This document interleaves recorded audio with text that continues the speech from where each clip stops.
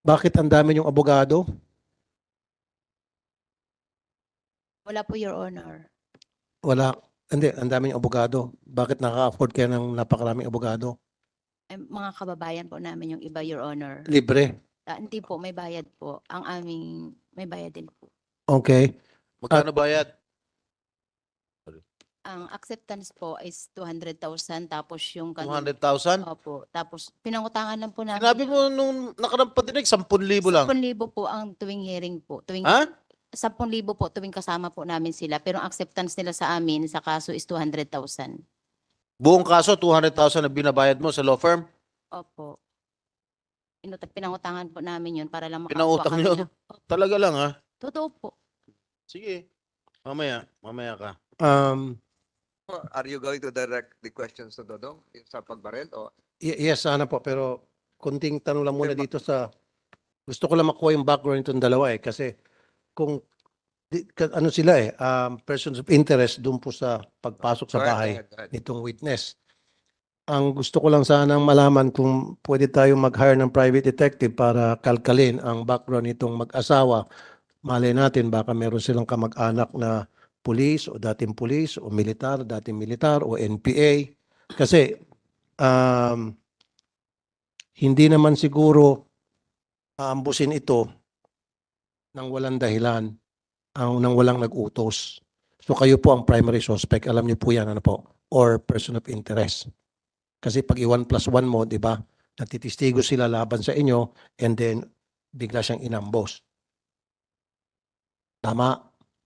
So ngayon, nagpa-file po ba kayo ng income tax sa BIR?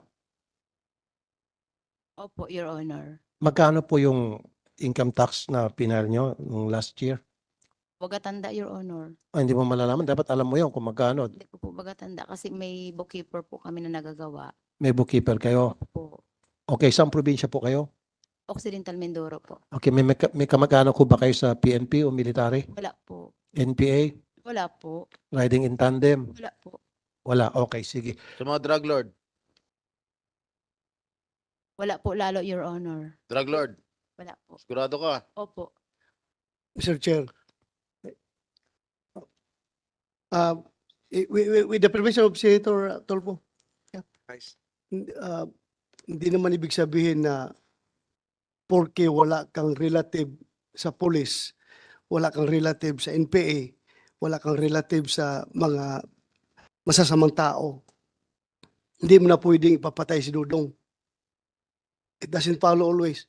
Kung makabayad ka ng abogado na 100,000 sa probinsya, ang buhay ng ordinaryong tao nasa mga 10,000, 20,000 lang, patay ka na kung mag-hire ka ng hard killer. Kaya nga, sabi ko, ang naisip natin na napakamura ang buhay sa probinsya. Madali ka mamatay anytime. Lalong-lalo na pag mayaman yung kalaban mo. Ikaw ay isang ordinaryong tao lang. Kaya, with the permission of Senator Tulfo sana, tanungin ko sana itong... Mr. Chair, pwede yeah. mabilis lang. Go- Kaya ako nasabi yan, Mr. Chair, dahil sa experience ko, maraming beses na nagreklamo sa akin na sinasaktan ang isang ordinaryong mamamayan kahit na walang pera yung suspect dahil may mga kamag-anak na sa PNP, pasensya na sa PNP, pasintabi, may kamag-anak sa military. Marami ako na-enkwentro ganong kaso. Kaya nga yun ang tanong ko at kung napansin nyo, tinatanong ko din kanyang income tax. Kasi maaari nga wala siyang kamag-anak sa PNP o sa military na pwede niyang utusan, hinga ng pabor, gumastos siya ng pera. So yun Kaya dalawa yung tanong ko Diba? So kung walang kamag-anak doon sa mga nabanggit ko na grupo, organisasyon, so maaari nagbayad ka ng pera. Yun.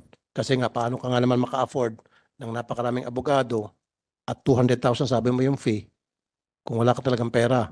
Now, ang tanong, yung trabaho niyo po sa hindi ko naman minamaliit, nagtitinda po kayo ng vegetables sa palengke. Tama? Vendor? Opo, Your Honor. Tapos nagde-deliver po kami ng mga gulay sa mga bayan. Sa mga bayan. Opo. So, aside from that, meron pa ba kayong extra income? May karnihan po kami sa tindahan ng karne. Okay, so meron kayong karnihan, meron kayong gulayan, tapos nag-deliver kayo. So ibig sabihin, kung ganun yung negosyo nyo, talagang may sinabi kayo.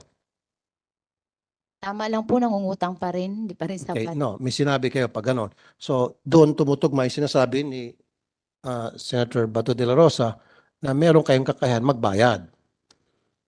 Yun eh. So, ibabalik ko sana sa PNP. Nung pinuntahan niyo po yung bahay, nung sa ambush, so meron po kayong mga casing na recover? Na ginawa niyo na po ng ballistics? Meron po kayo nakuha mga fingerprints? Sir, nung gabi ng 12, sir, 12, 9 p.m. So, doon po nangyari yung krimen na pamamaril kay Dodong. Opo. So, na-process po ng ating forensic team ng Occidental Mindoro, yung area, wala pong nakitang slag na recover po doon. Walang slug? Wala ring cartridge cases, wala po. Walang cartridge? Kasi sabi nagpaputok daw, pataas ba, pababa? According po sa kanyang statement, sir, is pababa yung putok sa kanya. Ilang putok daw po? 2 daw, sir. Dalawa? Saan po tumama daw yung dalawang putok? Sabi niya, sir, is pababa. Kaya nga po sa sahig? Sana, sir, kaya lang nung pre-process nga ng ating Kaya nga po sa sahig ba? Dodong, nung nagpaputok, saan ba yung pinaputok sa sahig, sa dingding? Sahig po. Sahig. Ano yung sahig? Semento, tabla? Simento po, tapos may kwayan Okay. sa baba. Okay, chinek nyo ba yung semento kawayan kung meron tama ng bala? Yes, sir, if I may, nandito po yung team ng forensic group natin na nag-conduct ng crime Okay, field processing. nasaan? Pwede makausap? Prinosis nyo. Kayo po yung nag-process, ano? Sir, upo kayo, sir. Okay. Gusto ko lang po malaman kasi ilang beses nagpaputok, Sir Dodong? Twice? 2 po. Dalawa, tapos sa pagkakaalam mo, kung kaya mo, 45, 9mm, 22, 38. Sa pagkakaalam mo lang. Nakita lang ko po ang Malaking baril ba yun? Maliit? maliit lang po. Ang putok niya Okay. po, ikot. Revolver. Revolver pag umiikot. So, ibig sabihin pag revolver, it could be 38 or 22. Po, basta, Or pwede rin 357. opo, siyempre Basta ikot. umiikot. Okay. Opo. So, sa semento pinaputok. Okay. Prinosis niyo yung crime scene. Meron ba kayo nakita doon na tama ng bala sa semento? Good morning, Mr. Chair and Your Honor. Pinrasos namin thoroughly yung crime Can you scene. first identify yourself? You are, I'm nag-oath police. ka naman kanina, no? Nanumpa ka rin? Mr. Chair, hindi pa po. And then administer the oath. Comsec, saan na yung Comsec natin? Raise your right hand. Do you swear to tell the truth and nothing but the truth in the Senate investigation? Thank you, sir. Proceed, Senator Tulfo. Thank you, Mr. Chair. So, prinosis niyo yung crime scene. Sabi niya, dalawang beses nagpaputok o revolver. So, it could be 38, 22, or 357. So, meron ba kayo nakitang tama ng bala doon sa area, sa semento, na kung saan sinabi ni Sir Dodong doon nagpaputok banda? Your Honor, wala po. Wala. Okay? Wala kayong nakita na kahit na tagos, yung tibag ng semento. Wala po, Your Honor. Okay? At wala bang CCTV doon sa area? Wala po, Your Honor. Is it possible na yung bala hindi tumama sa semento, baka tumama sa isang siwang at lumusot? Wala bang mga siwang doon? May mga siwang, Your Honor. So it's possible na tumama doon sa siwang. Lumusot, Your Honor. Okay. So hindi ba kayo sumuot doon sa ilalim para tingnan yung tingga? Kung yun pa yung sumuot sa siwang? Sumuot, Your Honor. Sumuot. Yes. Okay. Okay. So sumuot sa siwang. So anong kalibre? Wala po kaming nakita. Sabi mo recover. sumuot. Ngayon wala kang nakita. Your Honor, ibig ko po sabihin, kung possible lumusot, wala po kaming nakita na bullet doon sa... So ano yung sinuotan? Paki-describe nga. Your Honor, yung condition po ng wall nun ay palitan po siya na bamboo, then space, then bamboo. Kaya nga. So doon sa may space maaaring tumagos yung tingga. Tama. Yung likod po nun, Your Honor, ay rice field na. Kaya nga, kahit na, hindi, sa ilalim kasi, di ba? Sahig, sabi mo, semento, bamboo, space, bamboo, semento, space. So, ibig sabihin, hindi nyo ba tinignan dun sa ilalim? The reason why I ask you this, para kung ma-recover nyo yung tingga, pwede nyo pagdating sa forensic na examination, pwede nyo ma-match yun sa mga baril na later on pag na-recover. You follow me? Yes, So, Your ba't Honor. hindi nyo ginawa? Chinek namin, Your Honor. Chinek, wala kayo nakita Wala po, talaga. Your Honor. Totally, thoroughly. Yes, Your Honor. Is that a possibility na sinabi nung victim na pinaputukan siya and then hindi niya nakita yung tingga, hindi niya na-recover? And why is that? Wala. Yung crime scene processing namin, sir, process namin with effort and thoroughly, wala talaga. Ano ba ginagamit nyo na mata lang? Yes, Your Honor. Wala ba kayo yung device na para ma-check o matuntun yung isang tingga? Wala, Your Honor. Yung metal detector ba yun? Wala, Your Honor. Yung metal detector ba nakaka-detect ng tingga? Possible, Your Honor. So, wala kayong ganon? Wala, Your Honor. Well, then, therefore, dapat you start procuring or securing that kind of device para next time, hindi kayo pupunta dito sa amin sa investigation, sabihin nyo, wala kami nakita, palaging wala. Para ang pinapalabas nyo, sinungaling yung victim. Diba? So, it's time for you to secure that. Tama. Now, babalik po ako doon kay Sir Dodong. Dodong, paki-on yung mic. Opo. Pumasok po yung riding, ilang suspect po na nakabonet? Nakabunit po. Ilan sila? Isa lang po na pamasok. Tapos, meron pang nasa labas? Opo, galing sa labas. Sip ang pinto. Okay. Nagulat ako. Mhm. Nagtanong naman siya po, dito ka pala nakatira eh. Mhm. Sabi hindi tahimik ako. Mhm. Hindi, sabi niya, dito pa lang ka nakatira eh. Na, kuwan ko, tahimik ko. Iikot ko sa bahay. Sabi niya, hindi, mamaya, balik naman siya uli. Ikot na ng bahay uli. Sabi sa, kuwan. So, ibig sabihin, hindi siya mapakali? Labas, pasok, ikot siya, pasok, ikot. Oh, Bakit ikot. niya ginagawa yun? Naghahanap ba siya ng baka meron kang kasama sa loob ng bahay? O hindi na siya mapakali? Sa tingin mo, bakit? Wala po, ako lang isa sa bahay eh. Okay. So, labas siya, ikot siya ulit, tapos, Ikot siya, takbo na ako. Sa palayan. okay. Yun ay matapos siya magpaputok? O, Tapos, Kasi- tapos na po, napaputok. at Alexander, pumasok siya sa bahay. Opo, Tapos, tinatanong kung, andito ka pala, sabi niya. opo. Pagkatapos, Tapos, paputok siya. paputok sa labas po, sa may bomba po. Ako naman, Teka muna, nagpaputok siya sa bomba o sabi mo kanina semento? pataas lang putok po. Pangalawang putok na yon. Opo, Oh, yung unang putok, pababa. opo. Tumakbo ka sa palaya. Madilim. O, dilim po, sa palayan po. Okay. So, nagpaputok ka pataas. Opo. Ano yung bubong mo? Nipahat, dingding, yero? Wala po, Tabla. doon sa labas po, pataas na lang niya po. Sa labas na siya. Opo. Nagpaputok. Okay. Prinosis niyo ba yung labas? Yes, Your Honor. Meron kayo nakitang tingga? Wala po, Your Honor. Okay. So, ngayon, paputok sa taas and then lumabas niya sa tumakbo sa palayan. Takbo na ako po. Tumakbo ka na. Opo. Walang sinabi habang Wala po. nagpapaputok. Takbo na lang ako po. Takot ako eh. Okay. Pagkatapos nung makatakbo kayo, hindi kayo hinabol? Hindi po. Okay. Pagkatapos nun, saan ka dumiretso? Doon sa kuan po. Sa Tinangra po. Okay. Yan, ano yan? Tinangra po. Yung bahay mo ba, Opo. meron bang ibang mga tao doon na kapitbahay? Layo naman ang mga bahay doon po eh. Kasi secluded. Opo. Okay. Hindi ka nagsumbong sa barangay, sa pulis. Hindi po na papunta kami sa Tinangra. Dumating namin doon, may pulis na. Bakit may pulis? Tinawagan mo?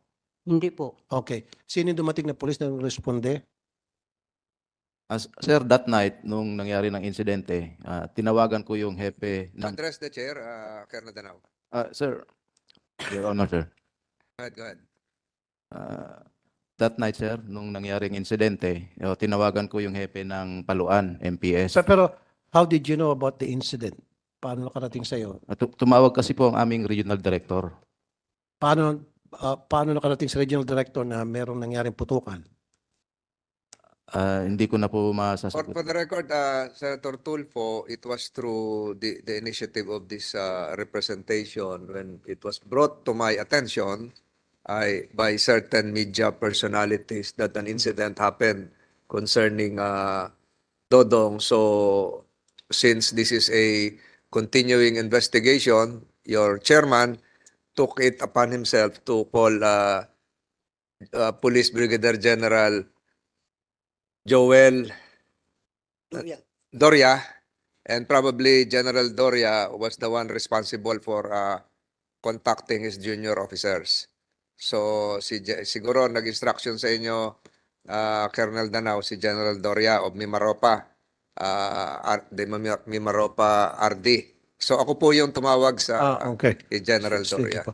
Thank you, Mr. Chair. Bakit ganun na lang kayo kabayolente at kawalang awa sa mga tao na ito?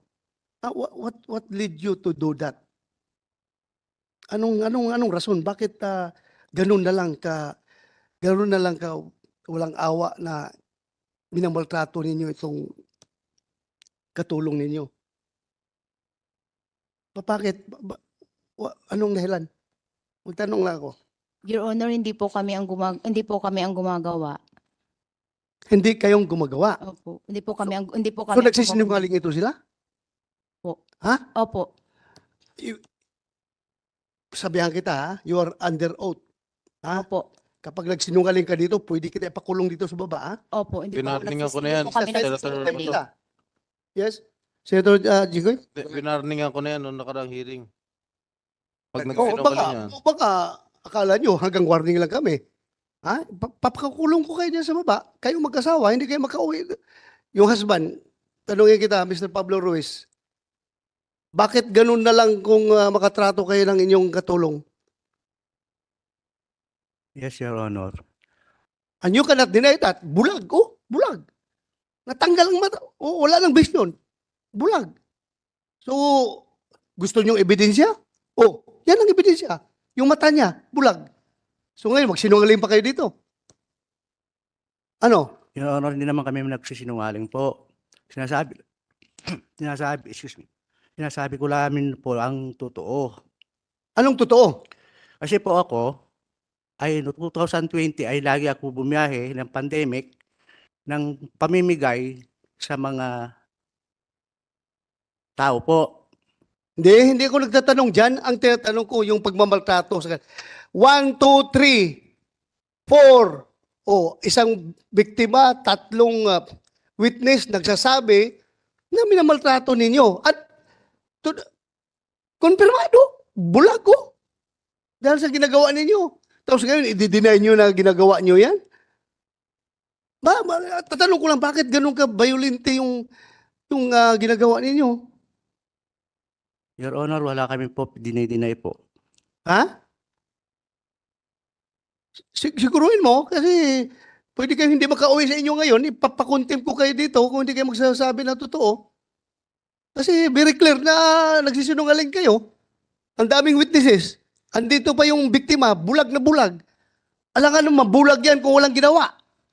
Nabulag lang siya, natural cause. Na hindi sinaktan. Ang daming witness, no? Ito mga katulong nyo dati na nakakita talaga sa paggawa ninyo ng karumal-dumal na pananakit sa inyong katulong. Bakit? Bakit ganun na lang? You may answer, you may Pablo consult Ruiz. with your lawyers. Ikaw din ang magsasalita. Ayon, Honor, totoo wala naman kami talagang po ginagawang masama. Kasi ang sabi rin ng mga ibang kasamahan, sila rin lang po ang nanuntok kay LB po. Sinong ibang kasamahan? Ay sila Patrick po at saka si JM po. Patrick, JM. Totoo kayo nanuntok kay LB? Hindi po. Ha? Hindi po.